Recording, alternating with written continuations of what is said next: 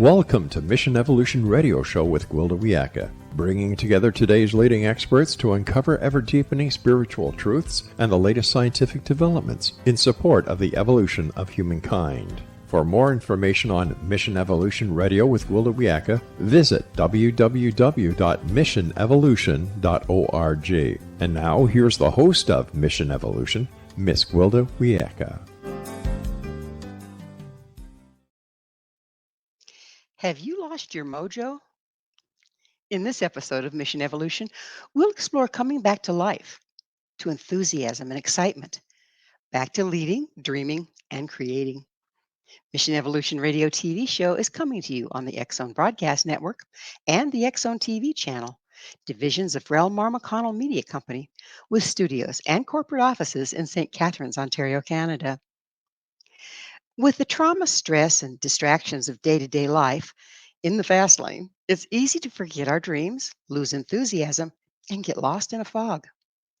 With us this hour to hopefully offer up tools to regain our mojo and reclaim our lives is Susan Ford Collins. Susan is the author of Blur, Clear the Way Ahead, Even in the Worst of Times. As a young researcher at the National Institute of Health, Susan asked, what more could we learn if we studied highly successful people, not just ill and dysfunctional ones?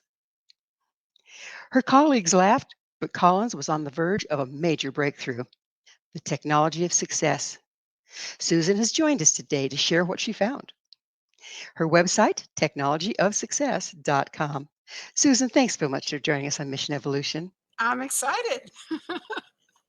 I am too. This is a wonderful topic. I think that the last years have kind of wrung a lot of us out, so we need some tools to kind of get back in our own games, I think. So, Susan, would you mind sharing with me or with us what was your educational background? I was trained as a research psychologist, and I went to work at NIH hoping that I would find out what made people healthy and successful, but I didn't. It's taken me all these years since and following highly successful people from all around the world to really find out the answer to that. So that's what I'd like to share. Well, we're going to be anxious to hear that answer because I think we're all ready for some good mojo coming our way. So what did you do at the National Institute of Health? I was a researcher, and I backed up David Rosenthal, who was doing research, and I thought that they were studying healthy people because it was the National Institutes of Health. But what I found was they were studying ill and dysfunctional people.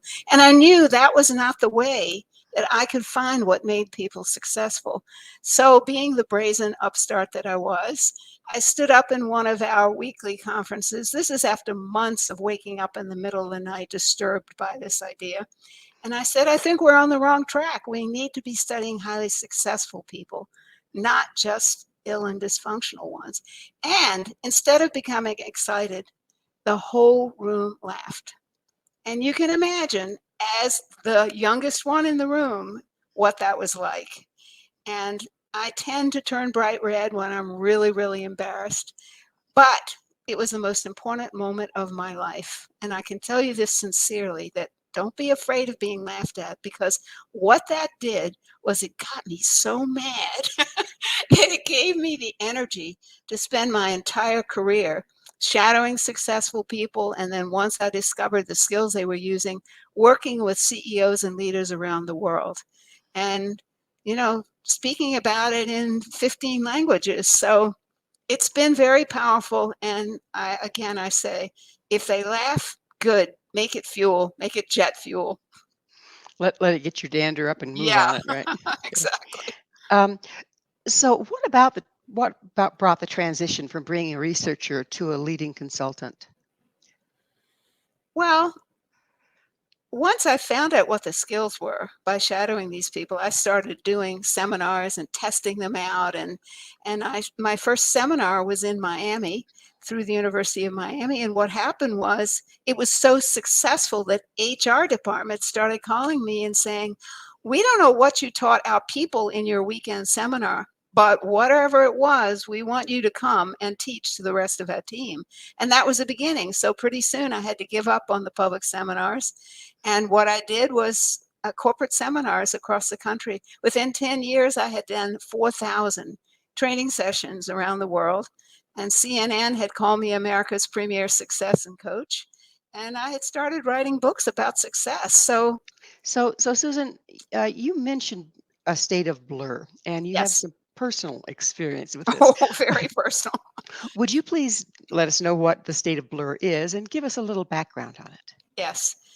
I think we all know, and it's been interesting because when I said to people I'm researching blur, they would go, "Oh, I know what that is. I've been in it ever since COVID started, or ever since I lost my job, or whatever event set it off for them." But what set it off for me was a tornado and a hurricane hit our home within 3 hours and pretty much devastated the home. A month later, my husband was diagnosed with stage 4 colon cancer. And a month after that, my sister was diagnosed with tonsil and thyroid cancer in very advanced stage. So for the next 2 years, I was a caretaker. I was working harder than ever. And I got to the point where I was in so much blur that I couldn't find my car in the parking lot. I mean, we all have this happen every once in a while, but this was happening regularly. And I was afraid. I was uneasy. I was overwhelmed. Life just seemed hard. Dreams, I didn't have any. They kind of went away with all these events happening. The key players in my life were getting taken away. Who was I going to dream with? I mean, these were really urgent questions for me. But fortunately, when I got my balance and things slowed down a bit, I realized the 10 skills that I had been teaching in the corporate world were exactly the skills I needed to get myself back in balance. And so I became my own client. Would you mind telling us the symptoms of what we're calling the blur here? Yeah, the symptoms are low energy, um, confusion, disorientation, disconnection, feeling like you're alone. Um, Dreams just seem to go away, and you don't have any energy to create new ones. So it just kind of leaves you like sitting with nothingness. And that's a very uncomfortable state. And I found that COVID did this to millions of people around the world. And this is why it's so important for me to talk about blur right now, because when our jobs went away, when this unknown virus attacked and we didn't know how it was transmitted, when we didn't know how to protect our people in our organizations, when our kids weren't in school and they were home hanging on, I don't have anybody to play with. I did so many training sessions on Zoom with parents whose kids were, "Daddy, I It know." was They it was didn't it care. was It was the CEO of a major company. It was, "Daddy, I need a snack," or, "I don't have yeah, it anybody to play with." it was really a hard time, Oh, particularly for our children. Um, really hard, yeah, really so hard. and we've certainly been impacted by that. But are there other things that can impact us with the blur outside of just surviving COVID? Yes, anything that is extraordinary or any series of extraordinary events. So it doesn't seem to happen with one thing. It seems to be multiple things. You get banged harder. Remember, I told you the tornado and the hurricane, then Albert's diagnosis, then my sister's diagnosis, then 2 years of caretaking, then 33 rounds of chemo, then a clinical trial that failed. All of those things, they just kept bombarding me. I could not get my balance. I didn't feel like me. I It didn't know this person. I Does a didn't like certain her amount much either. does a certain amount of adrenal fatigue and Yes. being in fight or flight constantly play in here? Yes, it absolutely does. And, we tend to lose focus on what we're eating. We tend to not make the time to exercise. And COVID made it worse because we couldn't even connect with our friends. We couldn't even go to Sunday night dinners and do the things that kind of nurture us. So it was the perfect storm of one thing after another and it happening to everybody at the same time. Do you Very difficult. Do you think that it's contagious in a way that when a whole bunch of people in the same community start to blur out, everybody does? Yeah, I think it's very contagious, and I think it happens in corporate organizations. I think it happens in neighborhoods when all of a sudden in the neighborhood, 3 or 4 people get COVID or a couple of people die. I mean, the panic level, the fear level, the confusion level, the disorientation. I think that was a big part of it. It's like, where do I fit? What's going to happen? What happened to my dreams? Because remember, I've been married for 18 years. All of my dreams were associated with Albert. Now, all of a sudden, did I want the things that we had planned, or was I going to need to create new dreams that were just my dreams? And was somebody else going to come into my life that would have dreams too? All these red hot emotional questions kept pounding on me. And keep in mind, it took 2 years to reconstruct my home Mm. and get the On insurance top of money. all that. Oh my goodness. Yes, So we started talking about children too.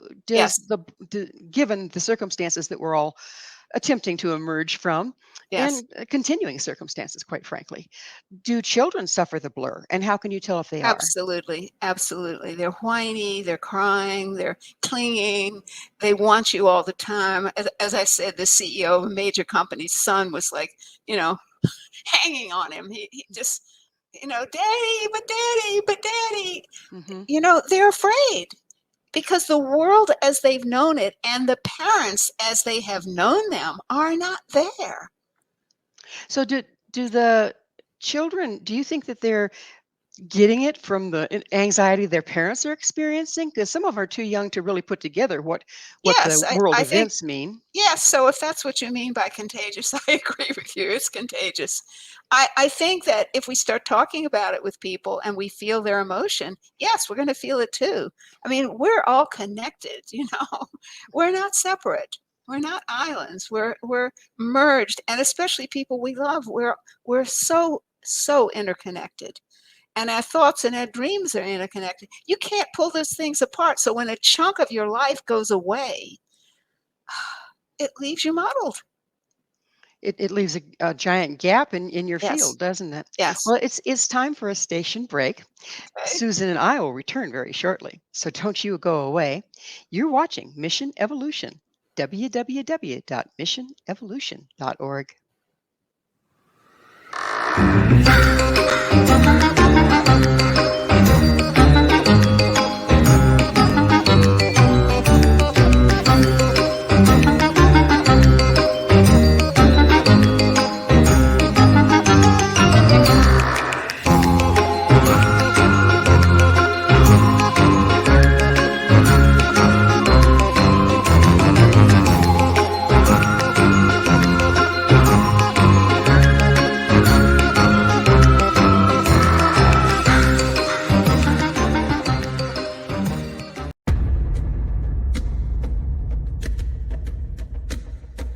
Are you ready for a tale that will leave you on the edge of your seat? Get ready to dive into the gripping memoir by Bart Sibrel titled Moon Man. Bart Sibrel takes you on a heart-pounding journey, unmasking the truth behind America's famous Apollo missions. Prepare yourself for hair-raising encounters with agents from the U.S. government's top-secret agencies.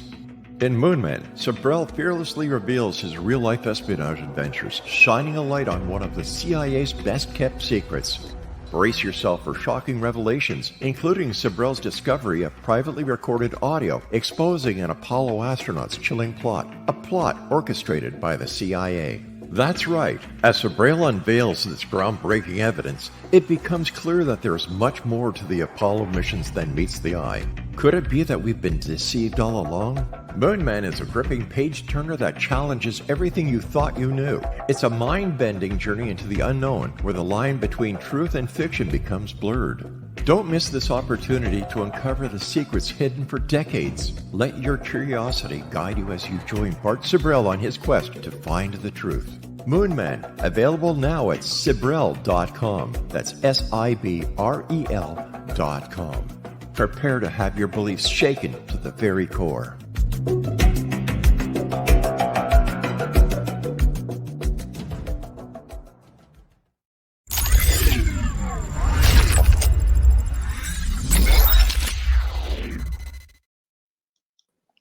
Are you just burnt out?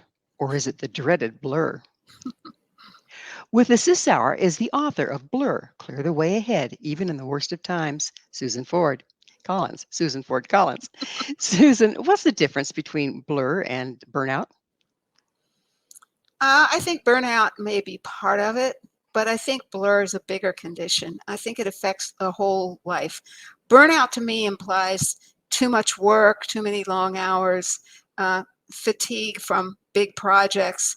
But blur is bigger. Blur is something that changes your whole life, your whole perspective, forces you to create new dreams, forces you to take a look. What is my life about? What do I want to create? And do I have the power to create that? I think it really brings an identity crisis of very high proportions. And so we need new skills at that point. And that's why the technology of success skill set is so important these days, because these are the skills for pulling ourselves out of blur or overwhelm or anything else that's rocked us. So we talked about children being affected Yes. by blur. Um, is there an age group that's more susceptible to it than others? Well, I think little kids probably are not as affected as teenagers or kids in school in general who can't be with their friends and their routines are disrupted. And I think it was a real challenge for kids to start to learn online. We It were was a not challenge for all prepared. of us. The teachers that I spoke to were nutty because they weren't, 1 minute they're teaching in the classroom and 3 weeks later they're teaching online. And they're We having to didn't learn all this technology, Yeah, yes? and they didn't necessarily have the gear. I mean, one of the universities that I consulted with gave all of their new students laptops pre-programmed with everything they would need because they recognized that their students didn't have the right equipment and wouldn't have access to the information. So to assure their success, which I thought was brilliant, they gave them exactly what they would need, and they trained them. Before they started the course material, they trained them to use the technology. And it worked That's really well, but yeah, I've that's heard so public many schools didn't do that necessarily. I've heard so many people say that the learning curve of dealing with the electronics was as bad as the learning curve of not being in person. Yes, Yeah. absolutely So, true. how about the adult age group? Is there a particular section that's more affected with blur than others? Well, yeah, I think the young adult that's in the career building phase, that's, working really long and hard and used to going into the office and socializing afterwards, and all that's disrupted. And if you have young kids and you're at that stage, it's really difficult because there's no separation between home and work. So where you could take them to daycare before, they were home with you, and I think that really impacted. I talked to a lot of young parents who were really just tearing their hair out because, they didn't know how to be. It was existential. You've worked with psychology and Yes. therapy and that sort of thing. Do you think that we kind of have collective PTSD from that? Yes, I do. I think that's a very good way to describe it. Yes. We're living in times that are going to be in history, right? Um, like the Black Plague, except it was Yes. the black blur COVID, right? Yes. Yes. So how do we start moving out of that? Because we can't let it define our lives, can we? We can, but we shouldn't. I mean, I know people who are still in blur and they just aren't willing to take the steps to get out of it. Um, but the steps are pretty easy when you commit to getting out of it, when you finally say, I have had enough. I'm going to do what it takes to get out of this state, find a new me, a new life, and create new dreams. And that's really what it takes, creating a new you and a new set of dreams. Does gratitude fit in here? Because it seems like it's kind of hard to pull yourself up by the bootstraps if everything looks down and dismal and you're very depressed. Yes. Well, I look at gratitude in a very specific way. I talk about success filing. It's the first success skill. And what I saw was that highly successful people took time each day to acknowledge themselves for the successes they were having. Not the big, huge successes, but the little tiny ones that strung together created the big ones. And I also saw that top CEOs and top managers took time each day to acknowledge their team. And why that's important is if we're stuck in needing other confidence, then we are at the effect of what other people think. And when other people weren't around, that really left us in a dilemma. So to build self-confidence, confidence in yourself, you have to spend a few minutes every day noticing for yourself what you've done that day that's moved you in the direction that you want to go. So success It's finding is really the first skill that will help you move out of blur. so self-confidence is an interesting topic. I'm glad we're on it. Um, isn't there a stage in children growing to adulthood when they're supposed to quit looking to their parents for that validation and develop it themselves? And what's been happening there? Well, you're completely right, supposed to. But not all parents really encourage that. And one of the things I teach is how parents can teach their kids to success file. And what we want to do is success file for them when they're young. Say, so what successes did you have today? What do you mean by success? What is success for you now? Ask these kinds of questions that get them thinking. But then as they can do it, step back and let them success file for themselves at dinner. Let them tell us what their successes were that day. See, it's starting to build that independence and turning them in the direction of self-confidence. The So is that danger is being other confident. so is that are you suggesting that we ask and not tell? Yes, yes. Now, on bad days when they can't think of a darn thing that they think is successful, it's very important to say, hey, I noticed that you did this or you did that. And so it's fine to add. But if they become dependent on you, then what happens when you're not there? When they go to college, for example, I've seen so many young college students in crisis because they don't have their parents patting them on the back every day and they don't know how to do it for themselves. So learning to success file as an individual, as a teenager, as a college student, and even young kids. I taught this in nursery schools. People told me that it couldn't be done, but I went to nursery schools and I taught it and I said, success has three essential parts. Success is completion, which means finishing things and acknowledging them. And success is deletion. It's deciding, hey, this isn't working and I've got to let go of it. And it's creation. It's knowing when you've got a good idea, like that day at NIH with me, and having the guts and the stamina to stick with it and build a team and bring it into reality. So knowing those three parts of success was important. But let me tell you the key, the really interesting part is the teachers all said to me, Susan, that's too complicated. My students are never going to get that. And I said, let's just wait and see. So pretty soon we were doing success filing before they got on the bus in the afternoons. And one of the nursery school students said, I have a success to put in the file today. It's a deletion success, she said. My father took the training wheels off my bike and I wrote it all by myself. And Wow. the teacher looked at me and she went, oh my goodness, they're smarter than I thought. They are so much more capable than we give them credit Yes, for, aren't they? yes, Yes, yeah. yes. So, how about the person, many of us, who our parents were too busy?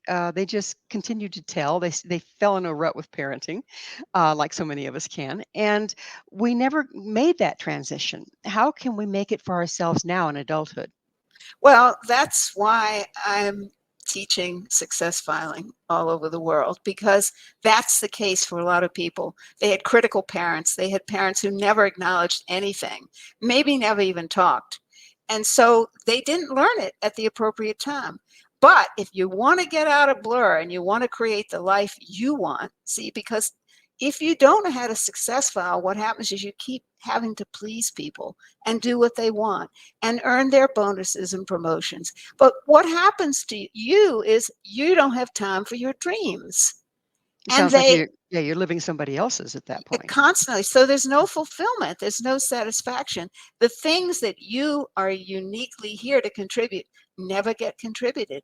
And not only that, but your kids feel cheated too because they don't get the time from you and the love from you that they want because you're too busy.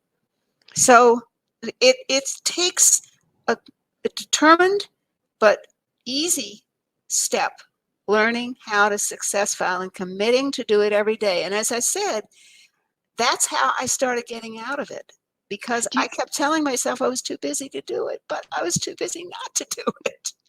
do you think that this step is the first step to get us to a point where we can start to see through the fog enough to have a dream? Yes, it definitely is. We can't dream if we don't have confidence because we've been trained, early on to do what other people wanted us to do. And we were rewarded for doing it. And the business world rewards us for doing that too. So it really takes this, I would say, giant step, but it's a simple step in the direction of being self-oriented, self-confident. And the world really doesn't press us to do this. But I noticed when I studied creators, people who started businesses and invented things, that they were really good at success filing and they did it every day.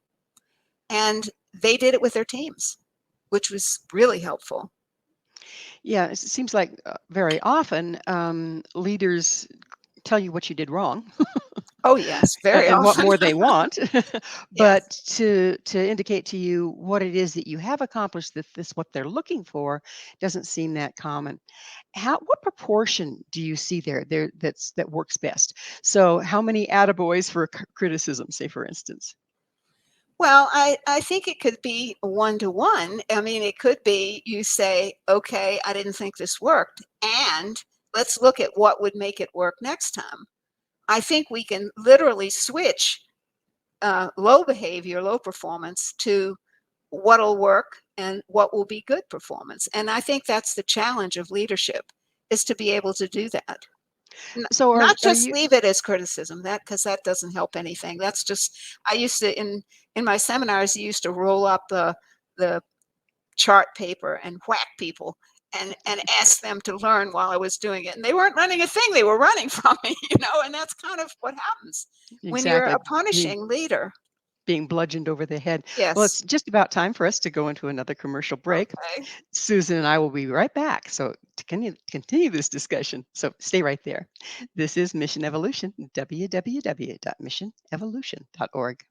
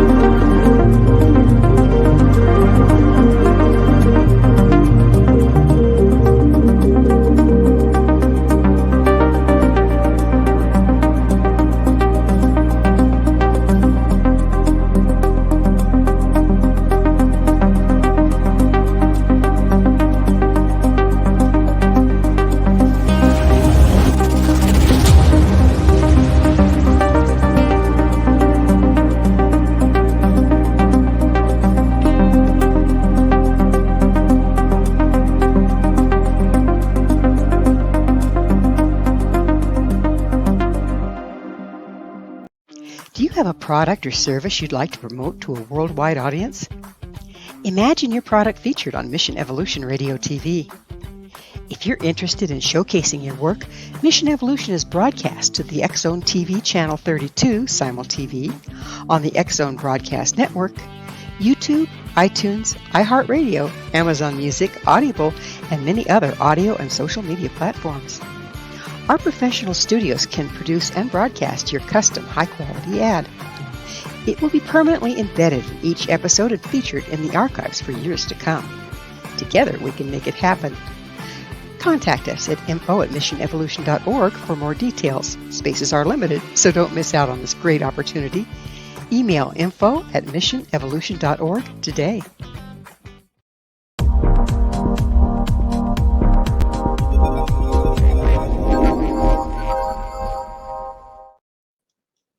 This is Mission Evolution, missionevolution.org. What happens when you lose your ability to dream? With us discussing leading, dreaming, and creating is Susan Ford Collins. Her website, technologyofsuccess.com. So, Susan, what are the symptoms that we've lost our ability to dream? We're bored. Bored. We're disillusioned. We're not excited about the future. And that's a real disease. When you lose excitement about the future, you're depressed. You're really off with yourself. You don't feel good. There's no planning. I wanted to share that success and leadership have gears because I think it Yes, I fits was with going to, I what. was going, I was going to Yeah. ask you about that in just a minute. Oh, Okay. okay. But what does, when you lose your ability to dream, how does that impact creativity? It stops it. I mean, I noticed that I'm a very creative person, and I noticed that I wasn't planting my garden, and I wasn't, going to garage sales and doing the things that were exciting to me because I was down. I was depressed. I just didn't feel like me. And that's a sad state. And American medicine really loves to treat that with all kinds of medications, which sets up other cycles. So, we have to take charge of what we're doing and take charge with our self expression so that we don't end in a medical condition. If we do end up in a medical condition, have you found that sometimes we can go the medicine route enough to get our mojo moving and Yes, then some take off people and drop need the to, meds? but I Mhm. mean, there's simple things like taking calcium, magnesium, for example. I mean, there's healthy ways to do it. And what I find is when people are in blur, they stop eating regularly, or they don't eat as well as they used to, and they stop exercising. So all of that slows down the metabolism, and it just leaves us feeling dull, Seems to blurred. kind of compound itself, It doesn't it? does. It Yeah. definitely does. And if you've got somebody with you who's sick, then that makes it even more so because it's that sad energy, that frightened energy that you're surrounded with. You're ingesting all the time. And aren't you relying or are you relying on only your energy to keep the mojo working in the relationship? Probably. I mean, when Albert was really, really ill, he didn't have any interest in conversation. Mhm. He kept saying, there isn't anything I want to say because Mhm. I'm scared and I'm shut down and I don't want to answer your question. And no, I don't want to think about end of life decisions. I'm going to leave that all up to you. But that was a burden. I needed to have those conversations and he couldn't. I mean, I don't know whether he physically couldn't, but I know psychologically he couldn't. And he didn't. He didn't. Yeah. It's a difficult thing to go through. Yeah. So now is that magic moment. What are the 10 excuse me, the 3 gears? Isn't it 3 Ah, gears now? yes, the 3 Yes, gear. the 3 gears. Yeah, What are the because 3 this gears? fits in with a lot of the good questions that you've asked already, so my brain was, like, rushing ahead. There's 3 gears of success and 3 corresponding gears of leadership. The gears have to mesh. So when we're in the first gear of success, we need a leader who tells us what to do, tells us right and wrong, good and bad, should and shouldn't, have to, must, always and never, sets limits, and prevents us from getting injured. Um, but that can't be a permanent condition. Well, You it know, sounds and like parent-child stuff. it is. It's early childhood or it's training programs in the corporate world when you're brand new at something. First gear is really important. It's starting. It's getting a good start. It's learning the basics. It's learning to become effective and to do things safely. And you really need a leader who's that hands-on, stand behind you leader at that point. It was like when you learn to use a computer. You wanted somebody standing there telling you what to do step by step by step. You were great with me when I was learning yesterday.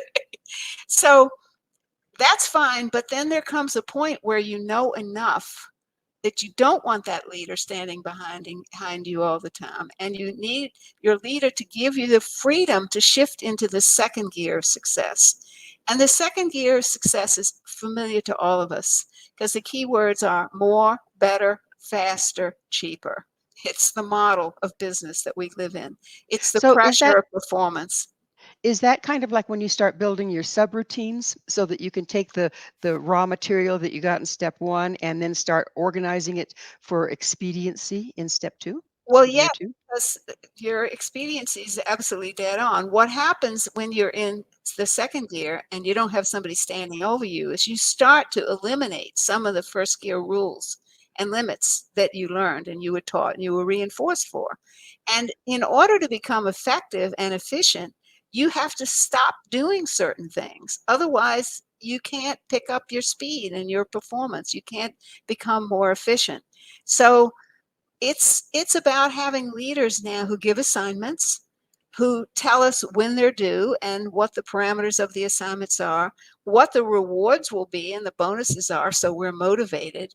And those leaders need to stay nearby, not behind us, but available by email or text, so that when we have a question or we get into a jam, we can call on them to help us. So second gear leaders need to be available, but not always there, and not pushing their old limits on you over and over. But then there comes a moment, and I use my example of me at NIH, where we have an idea that we can do something better than the way it's been done before. And what we want then is a leader that says, okay, I'll vet this with you. I'll co-dream this with you. I'll think it through with you. I'll give you the freedom to explore it. I might even give you the resources to explore it. And that becomes very important. And you know what? If as a leader you don't do it, your best people leave your organization. They take the knowledge base that you've given them and they become competitors. They start their own businesses or they go to competitors. And so it's a huge loss. It's a brain drain that happens when leaders don't shift into the third gear of success. So with these 3 gears, do they also work internally? Can you steward yourself through each one of these by being both the student and the teacher? You can as adults. I don't think you could do it very well as a child, but yes, you can. I think when I've explained this in organizations, and remember I did 4,000 training programs, people right away would go, oh, I'm in first or I'm in second. And then they stop and say, what do I need when I'm in first gear? What is needed of me? And then that would clarify the situation so that they didn't feel as shaky as they would if they didn't understand that. And CEOs told me this was the most valuable piece of information they'd ever gotten. It made sense out of trainers and training programs. It made sense of leadership and how leadership progresses. So with these 3 gears, um, see how I can word this. I- it's like you might be in gear 1 on one project, but could you then also be in gear 2 or gear 3 in different projects? So do you have to be willing to go back to gear 1 and forward Yes, to gear 3 and yes, yes. And we get resistant as adults because we don't want to be told what to do. We don't want to do it right and wrong and good and bad anymore. We had a dose of that as children. Or as you said, we have parents who've been trying to operate our lives that way forever. And so it's hard because we resist going into first gear. And I also noticed that a lot of times people resist asking questions because they don't want to look ignorant. But I want to remind you that ignorance simply means not knowing yet. If you don't ask the question, that's the only dumb question because you won't get the knowledge you need to be able to solve the problem or move ahead in that particular area. Does that have to do with self-confidence? Well, that's why we started with the first skill being self-confidence building. Absolutely, it does. Because you're going to have leaders that don't get it, and it's going to really reside in you to say, what gear am I in? What do I need? And if you're not getting it from your leader, see if you can find it someplace else. Go on to the internet. Go listen to a show like yours. There are so many sources of information now that it's not like we go to the Encyclopedia Britannica anymore. There are online resources that are really important. So let's talk a little bit about the dreaming phase. Our dreams tend to get squashed by ourselves before they ever get out into the public, by with what I call the yabbits. Yeah, Yes. but I can't really do that. Yeah, but how can we get beyond sabotaging ourselves so that we can vet them? Well, and it goes back to the first skill, confidence. I could have quit that day when they laughed at me. Most people would. And when I tell my story, CEOs say, oh my goodness, we've done that to a lot of people in our organization. We've laughed when they came up with a perfectly good idea, which we should have responded to. And there's a story that I love about the El Cortez Hotel in California. The janitor was walking around standing with his hand on the broom, and he was faced with the hotel shutting down because they needed a new elevator system. And that meant he was going to be out of a job. But he was in third gear, and he said to himself, why don't they build the elevator on the outside of the hotel? Glass fronted, it would be a spectacular feature, and it would attract lots of guests. We had a third gear leader that day, because that CEO, when he said, I got an idea for you, said, tell me about it. I want to know, what is it? And he said, build it on the outside. Ask your engineers if it's possible. But wouldn't it be wonderful? And he sketched out for the CEO what he was thinking. And the engineer said, absolutely, it's possible. And so they kept the hotel open those 2 years. He had his job. And the El Cortez Hotel became famous for the first outdoor elevator. So as a leader, instead of squashing or laughing at, sometimes we just have to say, okay, let's work this through. Let's see if we can figure it out together. Let me co-dream with you and see if we can make this thing real. So we're about out of time in this segment, but within that, sometimes we come up with harebrained dreams. Okay. Yes, That that's true. sound great when they're floating around, but when we start trying to bring them back down to the pavement, they fail the test. How can you tell when you're dealing with something like that, and what do you do? Well, that's why you need your leader to say, let's look at this together, let's vet this together. Because some ideas on the surface seem great, but they're too expensive, or there are other reasons why not. And so, yes, not all great ideas in the moment are great ideas in reality. That's just the truth of it. But a lot of great ideas simply never come to life because we squash them before they ever get out of their shell. Well, we're going to have to talk about squashing them and not squashing them on the other side of a station break. Please stay with us as Susan and I continue to explore reclaiming our creativity. This is Mission Evolution, www.missionevolution.org.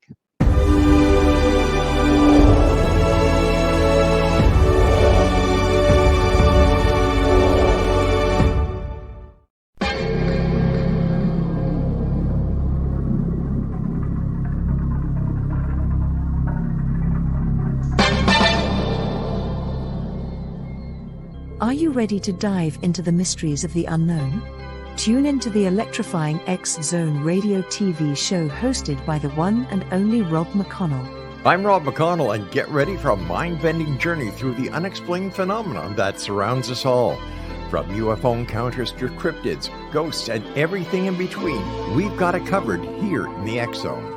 Rob McConnell, the seasoned investigator and renowned radio personality, brings you the most compelling interviews with top experts, authors, and experiencers from around the world.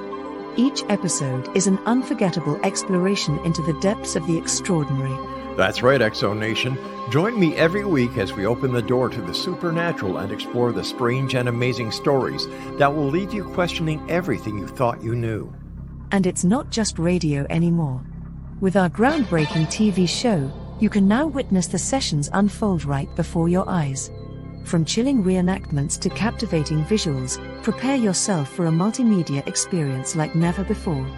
With a legacy spanning over 2 decades, the X-Zone Radio and TV show with yours truly, Rob McConnell, is your ultimate source for mind-blowing entertainment and thought-provoking discussions. Join our growing community of truth seekers as we continue to unlock the world's mysteries. So, why wait? Step into the X-Zone and embark on a journey that will challenge your beliefs, ignite your curiosity, and keep you on the edge of your seat.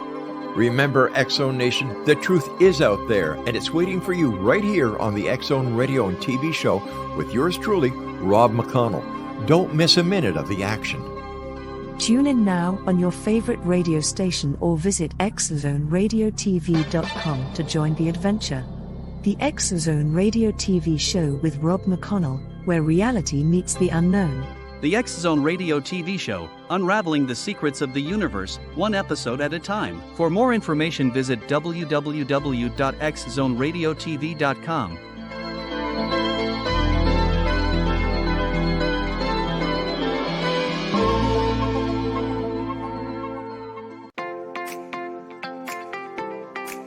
Are you interested in evolving with the times and becoming all you can be? Don't you wish there was one place to find the latest information to help guide you through the process? I'm Gwilda Wiyaka, host of Mission Evolution Radio TV. Join me on my mission to find the latest evolutionary knowledge and tools. The guests on Mission Evolution are leading experts in a wide variety of divergent topics, including allopathic, holistic, and integrative medicine, epigenetics, enlightenment, quantum physics, meditative practices, environmental issues, spiritual evolution, trauma healing, and so much more. Mission Evolution Radio TV is aired worldwide through the X-Zone Broadcast Network, X-Zone TV Channel 32 on Simul TV. You can enjoy our archives of radio or TV shows with our compliments at www.missionevolution.org. Come see the amazing lineup of guests and topics. With more than 200 episodes to choose from, you're sure to find what you're looking for. Visit www.missionevolution.org.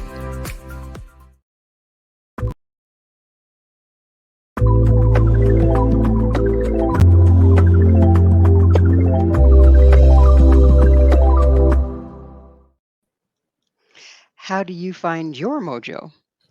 This is Mission Evolution, missionevolution.org. We're continuing our discussion with Susan Ford Collins. Susan, we were talking about dreams, vetting dreams, seeing if they're realistic. Is there? Can we become too attached to our dreams that we don't let go of the ones that don't work? And what's the result of that? Yes, we can. That's for sure. We can do that. I don't know. That's a very personal question we have to ask ourselves constantly. You know, am I really making progress? Am I getting there? I think we have to just check ourselves on that one. Just constantly check in, and is am this I working? making? Is this real? Am I? You know, is this valuable to anybody besides me? Is this just an idea, not really a product or a service? And I think that we have to learn some more about the science of dreaming. And the science of dreaming, for me, became very real when I was at NIH and I met Dr. Carl Pribram, who was a Stanford University neurosurgeon. And he had worked on Korean War soldiers who had brain damage. And what he discovered was that even if a big chunk of their brain was gone, their memories were not gone. Maybe they weren't as clear, but they weren't gone. And he's the one who discovered the holographic brain. Here's what he discovered. Thoughts are literally electromagnetic. They produce force fields that can be measured. He was able to measure the power of a thought. That blew me away. So then I wanted to know, well, which thoughts are more powerful than other thoughts? Which thoughts are more likely to become real, more likely to come into reality? And he said the thoughts that we can see, hear, feel, taste, and smell are measurably more powerful. And, you know, the PR industry understands this intuitively. They may not know Dr. Carl program, but what they know is to put in jingles and bright colors and to repeat their ads over and over and over, because then our behavior is affected the next time we buy toothpaste or shampoo, and our brain just sees that product on the shelf and we go to reach for it.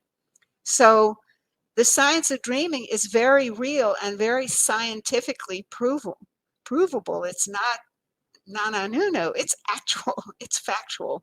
So you're So saying we're going to be more effective if we very carefully build it in our imagination to yes, be as realistic as possible? yes.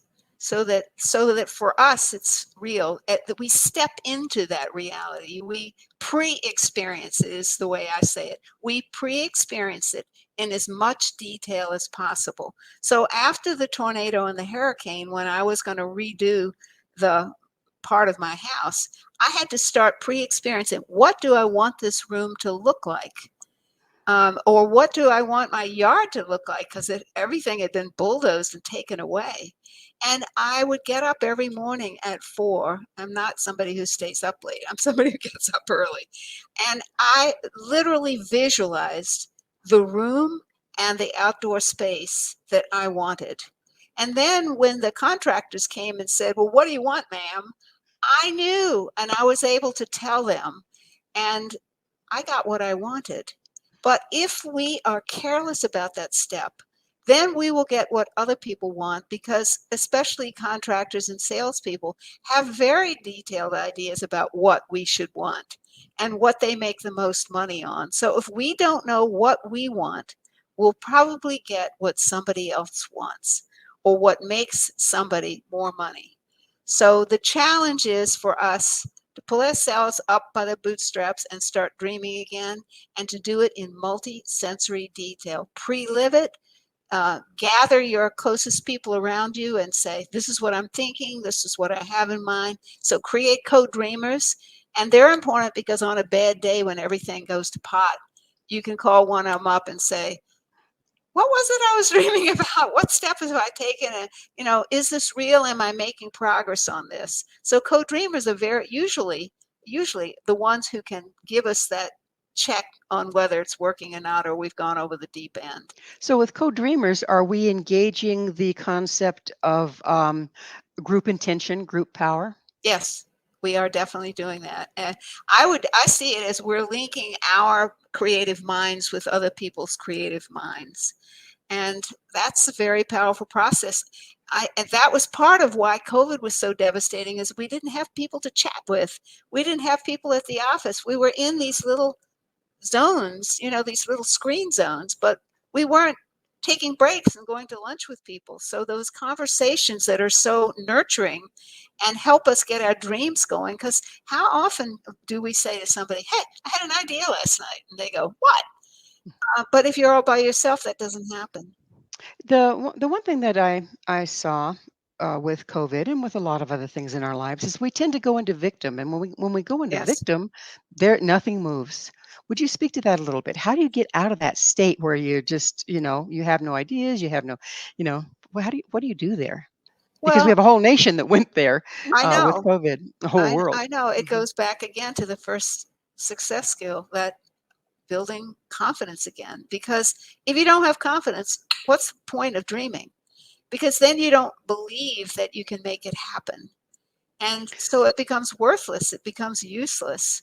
So it's a matter of confidence, and it's a matter of determination. At some point, we just have to get gutsy and say, I'm going to do this, darn it. It's important to me. It's kind of like that day at NIH. I'm going to do this. I don't care whether you laugh or not. I'm going to do this. So when we drop into the victim place, aren't Yes, we really creating that reality? we absolutely are. Because here's the truth, what you think is what you get, like it or not. So if what you think about is being a victim, then you will become a victim. If what you think about is that you can't do it, you're creating that you can't do it. And you're broadcasting that signal to everyone around you, and they stop believing you can do it too. And so it just spirals down. Just amazing. So it suddenly becomes very clear why going back to ground one with that confidence building is Yes. bringing ourselves back to the equation, isn't it? Yes. Well, and I Yeah. did all those seminars and I kept saying to myself, which is the first skill? But every time I did a seminar, I started with success filing. So after a while, I realized it's the one, it's where you start. And Nothing then like understanding, experience. yeah, and then understanding the gears so you kind of know how to get the thing moving forward. So, Susan, it's that time in the show when I get to ask you, what's your Oh, mission? my mission is to teach these 10 skills every place I can. And once I had taught it in the corporate world, CEOs begged me to teach it to parents and teachers because they said, wouldn't it be wonderful if every kid came into the workplace having learned them at home, having had them reinforced in school, and ready to rock and roll when they came to the workplace? But they say, unfortunately, we have people coming in who have no confidence and have no idea how to rebuild it. They have not known how to slow down into first gear and learn skills on their own. They're not ready for prime time. And so I've spent a lot of time teaching these skills and starting to create schools that are called the Technology of Success schools, where we really make this a life skill so that when these students graduate and move into the workplace, they are ready and able. When beautiful mission, by the way. Yes, When I love it. I love it. When when we are creating or getting ready to create, we start a whole new project. Do we go back to chopping wood and carrying water, like back to one and then build back out the whole way? Or is there Well, a way to it's like start shortening driving. it? Well, yes and no. I mean, yes, it's like driving. When you stop, your automatic transmission puts you back into first gear.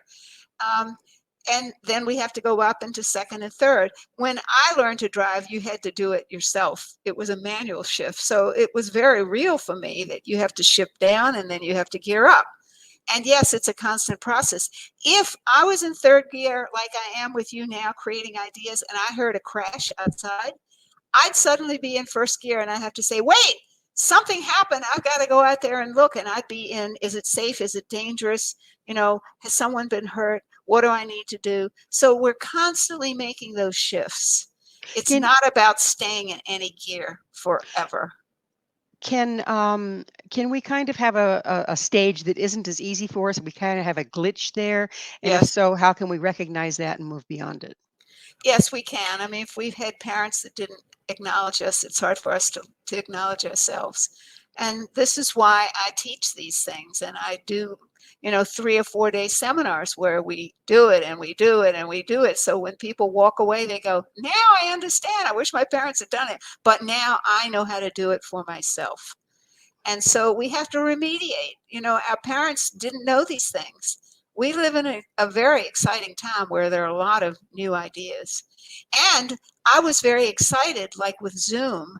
Eric Wan is the CEO of Zoom, and he had been a graduate student in China, and his girlfriend was 10 hours away by train. On those train rides, he, before the internet and before cell phones, started to think, how can we communicate remotely? He got a visa after 9 tries, came to the US, worked for Cisco and WebEx, and he was in charge of collaborative software and he created Zoom. And he was smart enough to know that he had to teach people the gears of Zoom. He had to tell them what was right and wrong. He had to tell them how to do more, better, faster. He had to say what you could do with it, what you could create with it. And he made that product so that every grandmother could communicate with their grandchild, which was fantastic. He did a marvelous job. It was certainly needed during COVID, wasn't it? Oh, he was a genius. Yeah, what a blessing. Well, Yes, we are virtually out of time in the virtually. show in the show altogether. So, but what's your real quick? What's your vision for the future? Should everyone start to learn these skills? Oh, I think it would be a much healthier planet. I think we would cooperate much more fully. I think a lot of products would come into effect pretty quickly instead of being delayed, and I think people would put their money up because they could see the advantage. We'd be co-dreaming with the inventors.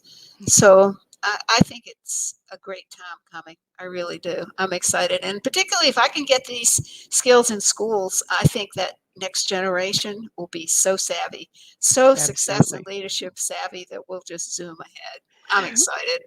Well, unfortunately, we are out of time. Susan, thank you so much for coming on the show. I loved it. And thank you for joining us on Mission Evolution. Hopefully, we'll have found some possible ways to get your mojo working.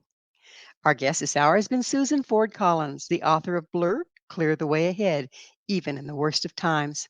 To find out more about Susan and all that she has to offer, visit her website, technologyofsuccess.com. This has been Mission Evolution with Gwilda Wiyaka. For more information or to enjoy past archived episodes, visit missionevolution.org. But most importantly, be sure to join us right here next time. This mission will continue, bringing leading edge guests with information, resources, and support for our evolving world.